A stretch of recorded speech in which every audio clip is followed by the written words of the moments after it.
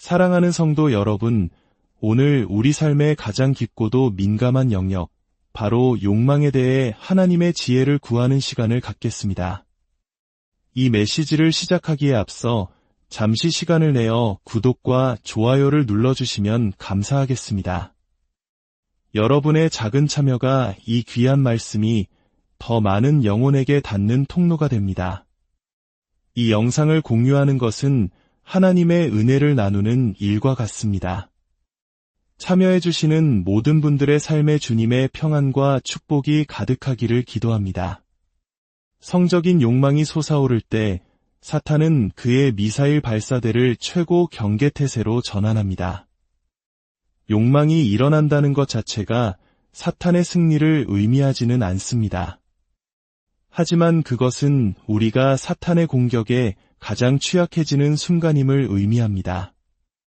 여기에는 우리 모두가 성적인 영역이든 다른 욕망의 영역이든 경험해본 아주 단순한 진리가 작용합니다.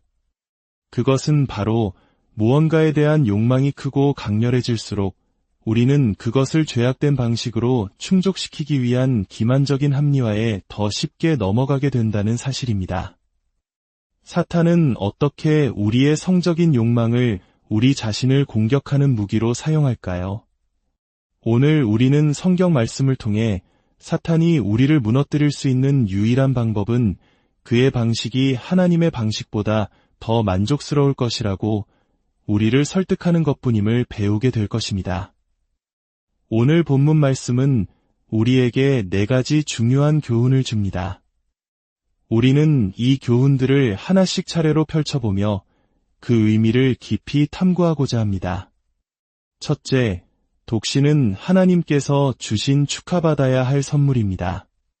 둘째, 독신이 모든 사람을 위한 길은 아닙니다. 셋째, 결혼은 세상의 만연한 음행과 간음의 홍수를 막는 댐과 같습니다. 넷째, 사탄은 성적인 욕망을 교묘하게 이용합니다.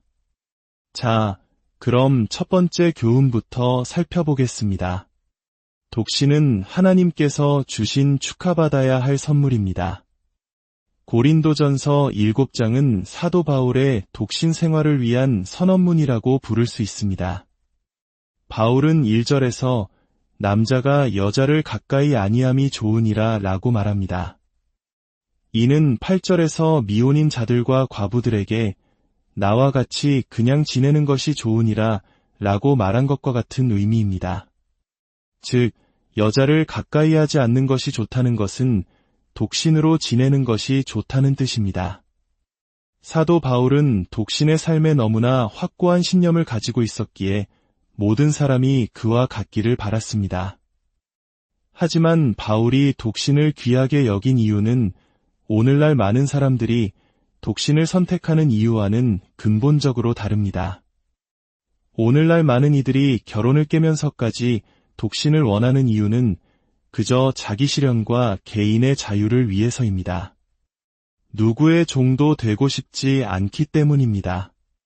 그러나 바울이 독신을 원했던 이유는 결혼했을 때보다 더 온전히 예수 그리스도의 종이 되어 그분을 섬길 자유를 얻기 위함이었습니다. 하나님께서는 여러분 중 많은 이들을 독신의 삶으로 부르셨습니다. 오늘 말씀의 교훈은 여러분이 독신으로서 가진 그 특별한 자유를 하나님의 목적을 위해 어떻게 극대화할 수 있을지 꿈을 꾸어야 한다는 것입니다. 사도 바울에게는 위험한 선교 사명을 수행할 때 고려해야 할 아내나 자녀가 없었습니다. 자녀의 옷이나 교육에 돈을 쓸 필요도 없었습니다. 아내와의 관계를 유지하고 가꾸는데 시간을 할애할 필요도 없었습니다. 바울은 하나님을 위해 하루 24시간 온전히 그리스도의 처분에 따르는 비범한 자유를 누렸습니다. 만약 여러분이 독신이라면 여러분은 예수 그리스도를 위해 언제든 나아갈 수 있는 놀라운 특권을 가진 것입니다. 그 사실에 대해 초조해하지 말고 그 특권을 통해 하나님 나라를 위해 어떤 위대한 일을 할 수 있을지 꿈꾸십시오. 두 번째 교훈입니다. 독신은 모든 사람을 위한 길이 아닙니다.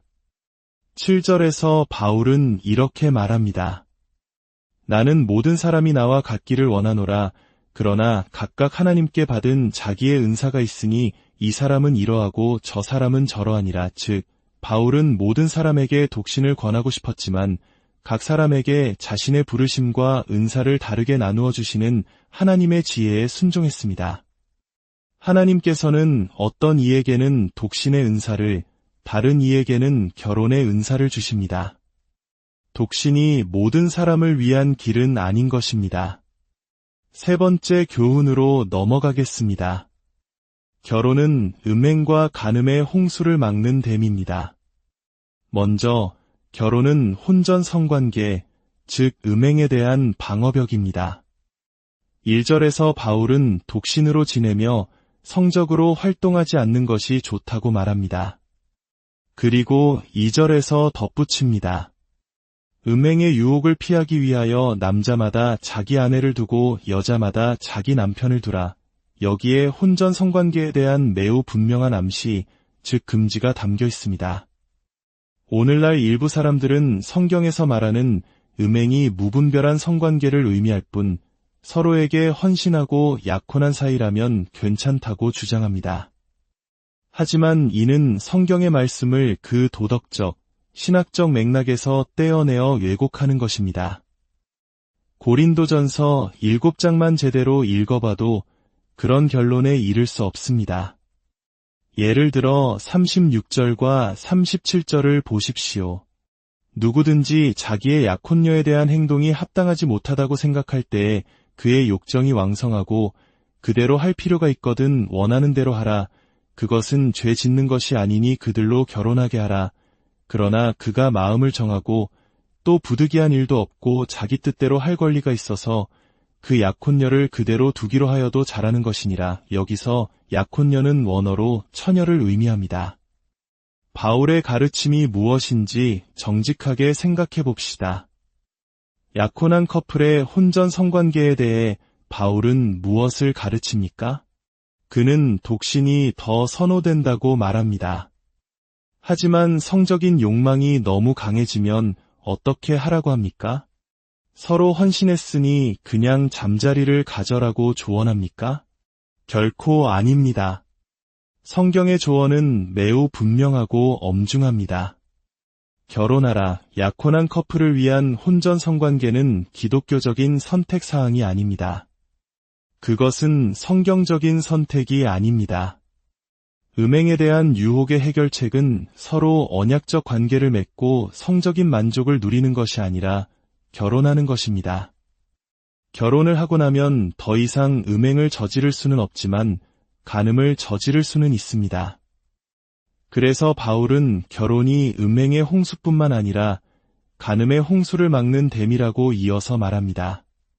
3절에서 5절입니다. 남편은 그 아내에게 대한 의무를 다하고 안 해도 그 남편에게 그렇게 할지라 아내는 자기 몸을 주장하지 못하고 오직 그 남편이 하며 남편도 그와 같이 자기 몸을 주장하지 못하고 오직 그 아내가 하나니 서로 분방하지 말라 다만 기도할 틈을 얻기 위하여 하브 이상 얼마 동안은 하되 다시 합하라. 이는 너희가 절제 못함으로 말미암아 사탄이 너희를 시험하지 못하게 하려 함이라. 이 말씀은 결혼 생활에서의 성적인 만족이 간음의 홍수를 막기 위한 하나님의 거룩한 장치임을 분명히 가르칩니다. 남편과 아내는 간음에 대한 유혹이 현저히 약화될 수 있도록 서로에게 성적인 관계를 제공할 의무가 있습니다. 여기에는 세 가지 중요한 요소가 있습니다. 첫째는 빈도입니다. 바울은 너무 오래 떨어져 지내지 말라고 말합니다. 둘째는 서로에게 육체적으로 매력적인 존재가 되려는 노력입니다.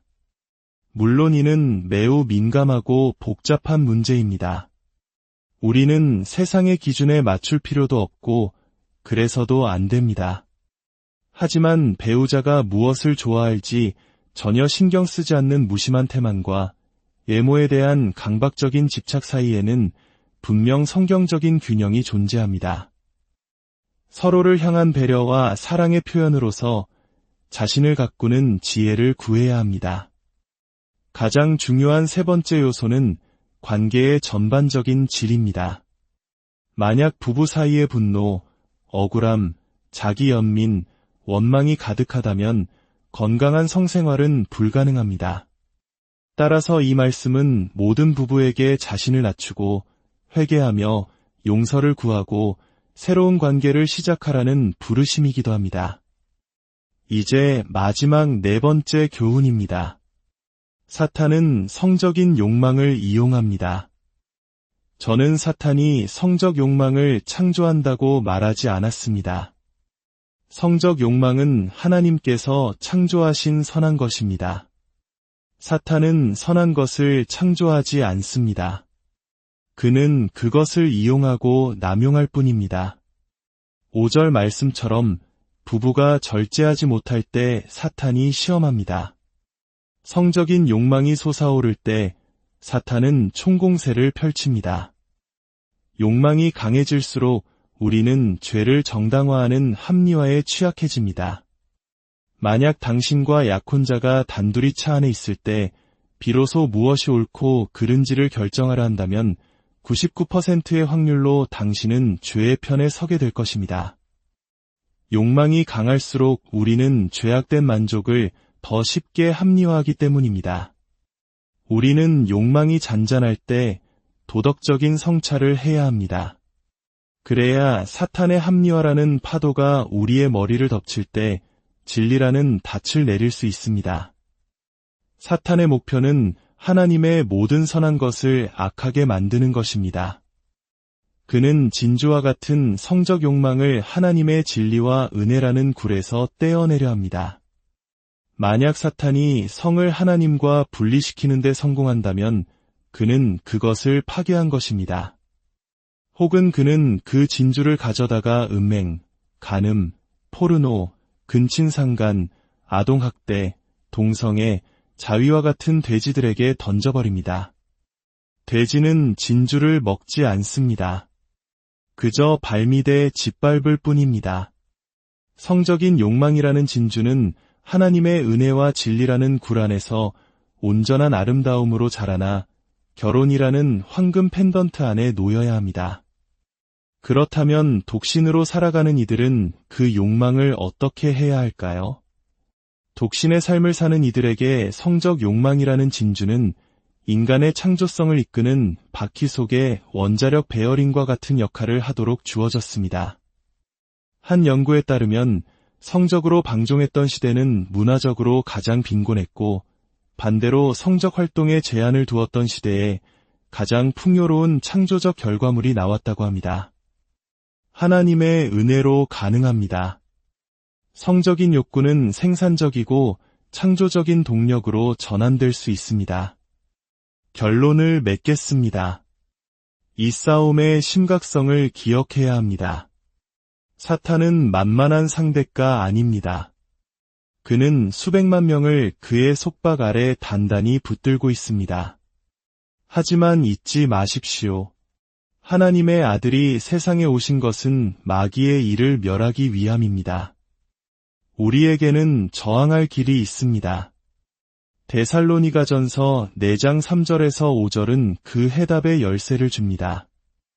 하나님의 뜻은 이것이니 너희의 거룩함이라 곧 음란을 버리고 각각 거룩함과 존귀함으로 자기의 아내 대할 줄을 알고 하나님을 모르는 이방인과 같이 세욕을 따르지 말고 육체의 정욕에 따라 사는 사람과 거룩함과 존귀함으로 사는 사람의 차이는 무엇일까요? 바로 하나님을 아느냐 모르느냐의 차이입니다. 하나님에 대해 아는 것이 아니라 하나님을 인격적으로 아는 것을 말합니다. 성적인 욕망의 영역에서 사탄의 속박으로부터 우리를 해방시키는 힘은 바로 하나님을 아는 지식에 있습니다. 베드로후서 1장 3절은 말합니다. 그의 신기한 능력으로 생명과 경건에 속한 모든 것을 우리에게 주셨으니 이는 자기의 영광과 덕으로서 우리를 부르신 이를 암으로 말미암음이라. 죄악된 쾌락과 싸워 이기는 유일한 길은 위로운 기쁨을 맛보는 것입니다. 우리의 마음을 텅 비워둘 수는 없습니다. 우리의 삶을 하나님의 영광과 존귀함으로 그분에 대한 지식으로 채워야 합니다. 시편 16편의 진리를 확신하고 느끼는 사람, 주의 오른쪽에는 영원한 즐거움이 있나이다. 라는 말씀을 믿는 사람은 악한 자에 대한 강력한 저항력을 갖게 될 것입니다. 사탄이 당신을 얻을 수 있는 유일한 방법은 그의 만족이 하나님의 만족보다 더 낫다고 당신을 설득하는 것뿐입니다. 당신이 하나님을 안다면 당신은 그것이 거짓말임을 알게 될 것입니다. 오늘도 하나님의 진리의 빛 가운데 거하며 그리스도를 분명히 보고 그분을 진정으로 귀하게 여기는 복된 하루 되시기를